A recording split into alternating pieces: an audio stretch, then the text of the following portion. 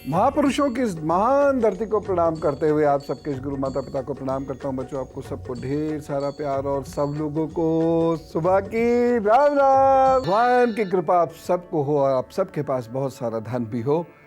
लेकिन याद रखिएगा, धन से साधन जुटते हैं, सुख नहीं। और सुख तो प्रभु के मार्ग पर ही आता है, या मेहनत से काम करने वालों को मिलता है, या प्रेम करने और प्रेम बांटने वालों को मिलता है। बाकी किसी को सुख नहीं मिलता, सुविधाएं भले ही मिल जाए। तो आज हम बात करेंगे कि धन धान्य सुख सुविधाएं किसको मिलती हैं। तो धन योग कैसे जाने और हाथ पर कैसे देखें, धन रोकने के क्या उपाय हो सकते हैं, वह मैं आपको बताऊंगा। देखिए, हाथ पर अगर धन योग मिल जाए तो वैसे चिंता नहीं, और हाथ पर यदि धन योग ना मिले तो चिंता करके करोगे क्या? ठीक है ना? तो खुशी खुशी जरा समझिए, हाथ पर धन योग है कि नहीं है। हाथ पर धन के योगों के बारे में मैं आपको बताता हूं, जरा गौर से सुनने और समझने की कोशिश कीजिएगा। देखिए, हाथ पर क्या क्या होता है, ऐसे व्यक्ति को धन के योग मिलते हैं। इसमें एक बृहस्पति का हिस्सा देखना ये बहुत ज़रूरी होता है। ये बृहस्पति है, जुपिटर, इसको समझना बहुत इंपॉर्टेंट होता है। दूसरी होती है ये भाग्य रेखा, इसको समझना बहुत इंपॉर्टेंट होता है। तीसरी ये बुध रेखा, इसको समझना बहुत इंपॉर्टेंट होता है। लेकिन मैं जो चीज़ आपको बताना चाहता हूं, यदि आपके हाथ में बहुत सारी लकीरें हैं तो आपके पास धन का सुख नहीं होगा। धन हो सकता है लेकिन उससे सुख नहीं उठा सकेंगे। बहुत सारी रेखाएं यदि आपके हाथ में है तो। छोटे हाथ यदि हैं, यानी हथेली छोटी है और ऐसे व्यक्ति की उंगलियां लंबी हैं, तो ऐसे व्यक्ति पर धन हो सकता है, अच्छा धन हो सकता है और वह टिकेगा भी। ऐसे ही लंबे हाथ पर छोटी उंगलियां, तो ये हिस्सा हाथ का लंबा है परंतु उंगलियां इस हथेली के हिसाब से छोटी हैं, तो ऐसे व्यक्ति के पास धन कभी रुकता नहीं। उसकी अपनी किस्मत से धनी होना नहीं होता। धन कमाकर भी ऐसा व्यक्ति धन जोड़ नहीं सकता। कुछ और योग भी होते हैं जो आपके हाथ पर मुझे बताना है, इस रेखा और बृहस्पति के पर्वत के बारे में। लेकिन अभी रुक के जरा सा इंतजार कर। संभल के नहीं चलेंगे तो धन खो भी जाएगा। कौन लोग हो सकते हैं ऐसे जिनके हाथ में धन योग बहुत सारे होते हैं, लेकिन एक योग ऐसा आता है जो अपने आप अपना धन बर्बाद करते हैं?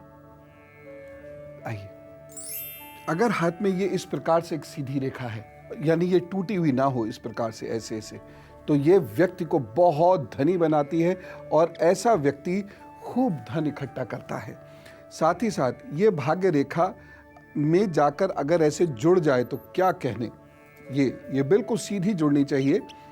अगर ये ऐसे सीधे जुड़ जाए तो क्या कहने, कहीं ये टूटी हुई ना हो, कहीं इसमें कोई दाग धब्बा इस तरीके से ना पड़ा हो।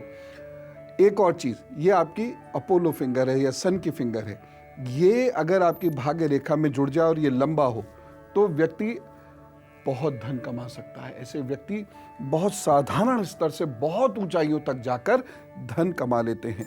यहाँ पर कोई स्टार बना हुआ है या कोई भी हाथ में इस तरीके से कोई चौकोर हिस्सा बना तो, लेकिन ये टूट गया, इस तरीके से ये टूट गया, या यहाँ से आप देख रहे हैं ये हिस्सा देख रहे हैं, ये टूटा हुआ है, या कोई त्रिभुज पूरा नहीं बन पाया या बना तो बीच में से कट गया, तो ऐसे व्यक्ति के पास धन आते ही वह किसी के नाम कर दे नहीं तो नहीं रुकेगा। थैली से यह भी जाना जा सकता है कि हमारा धन नाश किस वजह से होगा, यानी संतान के कारण होगा या परिवार के कारण होगा या जिम्मेदारियों के कारण होगा या पार्टनर के कारण होगा या बिजनेस में हानि के कारण होगा या नौकरी छूटने के कारण होगा। ये चर्चा तो हम करेंगे ही करेंगे। फिलहाल उपाय भी मैं आपको बता दूं जिससे प्रभु आपको अखंड धनवान बना दे, सारी दुनिया का धन आपको दे दे। लेकिन फिर भी ये तय है कि आप मुझे फोन करके ये पूछोगे पैसे की कुछ कमी हो रही है, ये पैसा और कब आएगा, क्योंकि कितना भी धन हो कम ही लगता है। खैर, उपाय नोट कीजिए। अपने इष्ट की विधिवत पूजा करने वाले लोगों को धन की कमी नहीं रहती। मैं ये नहीं कहता कि आप बहुत बड़े धनपति बन जाएंगे, अरबपति हो जाएंगे, ये मैं नहीं जानता। लेकिन मैं ये जरूर जानता हूं कि जो लोग अपने इष्ट का ध्यान, चिंतन, मनन करते हैं, अपने इष्ट से जुड़कर रहते हैं। हमारी वाली पूजा जो होती है भैया, उसमें फॉर्मेलिटीज होती नहीं। जो अपने इष्ट से जुड़कर रहते हैं, जो इष्ट ने कहा है वो करते हैं, तो ये तय है, काम कोई नहीं रोक सकता जीवन पर्यंत। दूसरा उपाय है, समस्त धन कभी भी अपने पास मत रखिए। उस धन के 3 हिस्से अवश्य कीजिए। एक हिस्सा जोड़कर रख लीजिए। मैं प्लास्टिक मनी पे बहुत ज़्यादा, या जो मनी ऑन क्रेडिट होता है, मैं इस पर बहुत ज़्यादा जोर नहीं देता। ये ना करें तो अच्छा है। धन को जोड़ें पहले और फिर खर्च करें, तो धन को जोड़ें। दूसरी चीज, धन का दूसरा हिस्सा धन को बढ़ाने में लगाइए। सारा मत लगाना, थोड़ा हिस्सा धन का बढ़ाने में लगाइए। चाहे आप शेयर से लगाएं, चाहे प्रॉपर्टी खरीद के लगाएं, अपने बिजनेस साइकिल में उसको री इन्वेस्ट करें, जो भी है। और धन का तीसरा हिस्सा दान दक्षिणा के लिए अवश्य निकालें। सारा धन प्रभु आपके लिए कभी देते ही नहीं है, और जो लोग सारा धन अपने पास रखते हैं वह निश्चित रूप से एक दिन उस धन से दूर हो जाते हैं। ये तय बात से सर्वे कर लीजिए। गुरु का आसन, गुरु का भोग, गुरु का कार्य, ये आपके घर में जरूर हो। संध्या दीपक अवश्य प्रज्वलित होना चाहिए। ये सुन लीजिए, अगर पुरुष नहीं कर सकते तो स्त्रियां करें, स्त्रियां नहीं कर सकती तो बच्चे करें। जो भी घर में हो, बुजुर्ग हों, बच्चे हों, और कोई बात नहीं तो अगर सब बाहर हैं, मान लीजिए सेवक सेविका ही है घर में, तो उनको ये इंस्ट्रक्शंस दे दीजिए कि जैसे ही दिन छिपे घर में ज्योत अवश्य जले। आपको ज्योत की कृपा शायद बहुत सारे लोगों को नहीं मालूम। मैं एक दिन आपको ज्योति पे बातें बताऊंगा ढेर सारी। तो संध्या ज्योति अवश्य जलनी चाहिए, अवश्य जलनी चाहिए। अगर घर में अचानक कर्ज चढ़ता चला जा रहा है और धन नाश हो रहा है, चाहे कैसे भी हो रहा हो, किसी की भी वजह से हो रहा हो, तो एक सर्पगंध जरूर टांग दीजिए। एक लंबी सी कील आपको घर में कहीं ठोकनी होगी, और उस कील के बाहर वाले छोर पर एक सफेद रंग के धागे में इतनी बड़ी सर्पगंध लटका दीजिए, इस तरीके से कि वो हवा चलने पर भी दीवार से टच ना हो। और सबसे जरूरी तो वो है ही, पितृदोष है तो धन नाश होगा ही होगा, धन जुड़ ही नहीं पाएगा चाहे कुछ कर लीजिए। इसलिए उपाय मैं बता ही रहा था पितृदोष के, वो उपाय आप हमेशा करते रहिए। और मैं 10 या 11 अक्टूबर को आपको बताऊंगा ही कि किस प्रकार से, मोस्ट प्रोबेबली आपको 11 अक्टूबर को बताऊंगा कि किस प्रकार से पितृदोष का आप यज्ञ कर सकते हैं। गुरुमंत्र। और इस बार श्राद्ध पक्ष में मेरा ये प्रयास है कि आप कुछ ना कुछ श्राद्ध संबंधी करते रहिए। अपने दिवंगत बुजुर्गों के लिए कुछ ना कुछ करते रहिए, और मुक्त हुई पितृदोष से। अपना करिए बृहस्पति, बुध, राहु, केतु अच्छा, क्योंकि ये पितृदोष जीवन पनपने नहीं देता। श्राद्ध कर्म में तिल और कुश का बड़ा महत्व है। कुश को जल और वनस्पतियों का सार माना जाता है। यह भी मान्यता है कि कुश और तिल दोनों भगवान विष्णु जी के शरीर से निकले हैं।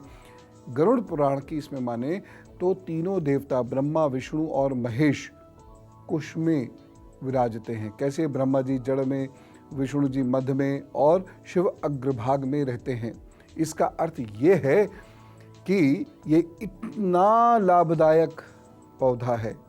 इसके अग्रभाग में देवता, मध्य भाग में मनुष्य और जड़ पितरों के लिए मानी जाती है, और दूसरी ओर तिल पितरों को लोकप्रिय है और दुष्ट आत्माओं को दूर भगाने वाला माना जाता है। मान्यता है कि बिना तिल बखेरे श्राद्ध करने से दुष्ट आत्माएं हावी होकर या भविष्य को ग्रहण कर लेती हैं और वह परेशान करती हैं। खैर वह सब तो आप मत मानिए, वह सब तो मुझे नहीं लगता सही है, लेकिन मैं इतना ज़रूर जानता हूँ कि तिल इसलिए भी इस मौसम में अवश्य देने शुरू हो जाते हैं क्योंकि अब ऋतु संधि से गुजर गई है, गर्मी गई, बरसात गई, अब ठंड आनी शुरू हो गई, और ठंड में गुड़ और तिल का साथ होता है। और अपने प्रभु को हम हर वह चीज़ अर्पित करते हैं, अपने बुजुर्गों को, अपने दिवंगत आत्माओं को वह चीज़ अर्पित करते हैं जो उस मौसम की श्रेष्ठ वस्तु होती है। तो ये कीजिए, तो बहुत कृपा करें, पितृदोष से बचें आप, प्रभु आपको बहुत खुशियाँ दें, बहुत आनंद करें, आप खूब मेहनत करें। और इसके लिए तन और मन दोनों का स्वस्थ होना बहुत आवश्यक है। स्वस्थ रहिए, सुखी रहिए, सुविधा युक्त भी रहिए और प्रभु भजन कीजिए। चलता हूँ। राम राम, नमस्कार।